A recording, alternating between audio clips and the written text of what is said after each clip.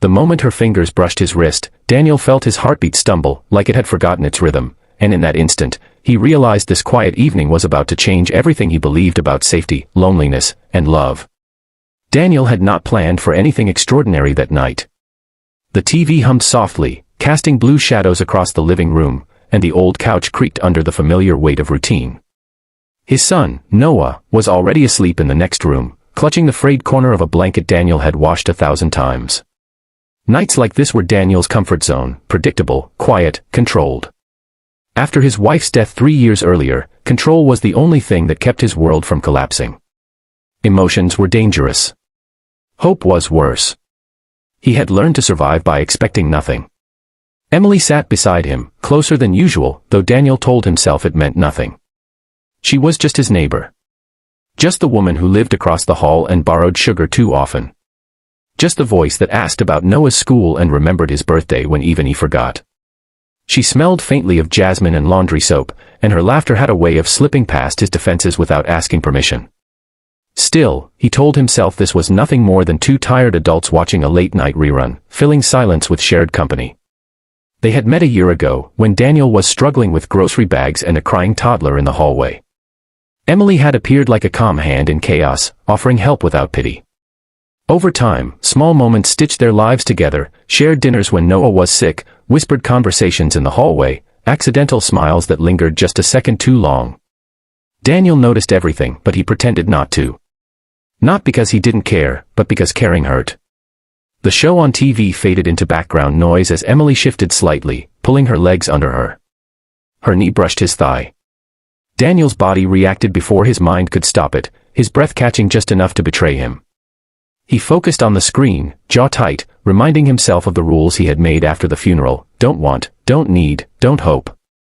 Then it happened. Emily reached for the remote at the same time he did.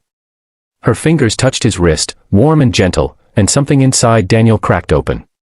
His heart raced, not with fear, but with something dangerously close to longing. The touch was innocent, barely there, yet it echoed through him like a shout in an empty room.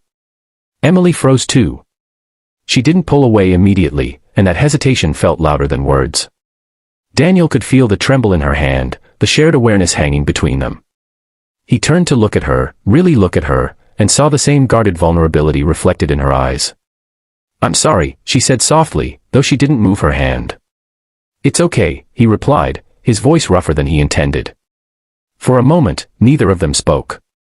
The silence wasn't awkward, it was heavy, full of everything unsaid. Daniel thought of Noah sleeping peacefully, of the promises he'd made to protect his son from more loss. He thought of how tired he was of being strong alone. Emily finally withdrew her hand, folding it into her lap as if afraid it might betray her again. She stared at the TV, but her eyes weren't seeing it. "Daniel," she said carefully, "can I ask you something?" He nodded, afraid to speak. "Do you ever feel like you're holding your breath all the time?" she asked. "Like if you let yourself breathe, everything might fall apart." Her words landed deep, too close to the truth. Daniel swallowed. "Every day." She turned toward him then, her expression open, raw. "Me too."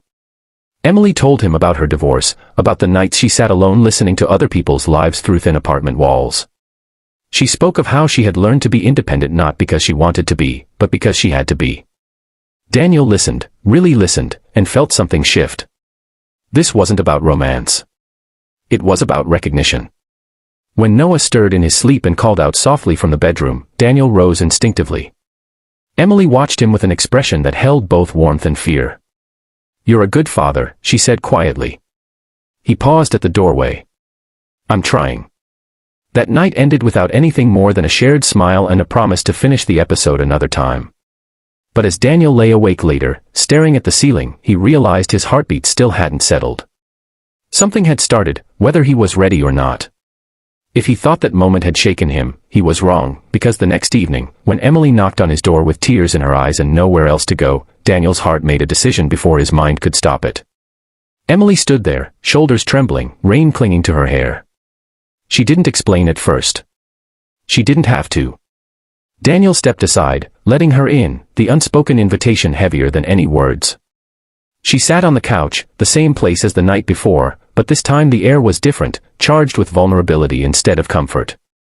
"I didn't mean for things to feel complicated," she said finally. I got scared." "Of what?" Daniel asked. "Of feeling something again," she admitted.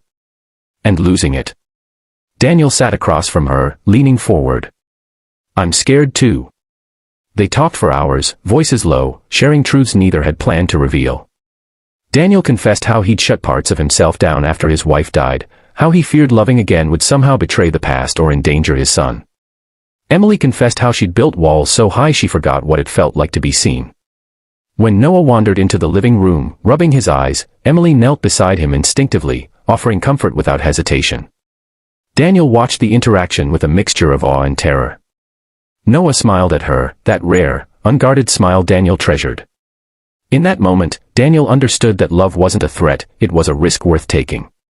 Later, when Noah was back in bed, Emily sat beside Daniel again.